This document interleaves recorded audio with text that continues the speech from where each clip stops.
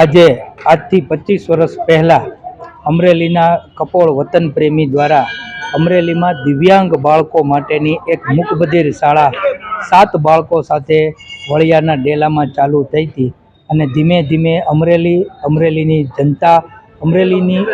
જનતામાંથી વસતા બહાર અમદાવાદ મુંબઈ જેવી જગ્યાએ વસતા અમરેલીના વતન પ્રેમી દાતાશ્રીઓના સહયોગથી આજે આ સંસ્થા 25 વર્ષ પૂર્ણ કરી રહી છે.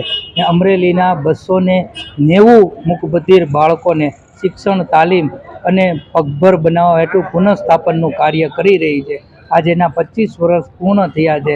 એ નિમિત્તે સંસ્થાએ એક યજ્ઞ કરી અને નાગનાથજી ધજાજી ચડાવી હતી અને મૂળદાસ બાપાએ, હરિરામ બાપાએ અને જીવરાજ બાપાએ ફૂલહાર કર્યા હતા મૂકબધિર બાળકોએ. આ સંસ્થાનો એક કાર્યક્રમ આગામી જાન્યુઆરી મહિનામાં 25 વર્ષનો રજત જયંતિ મહોત્સવ થવાનો છે.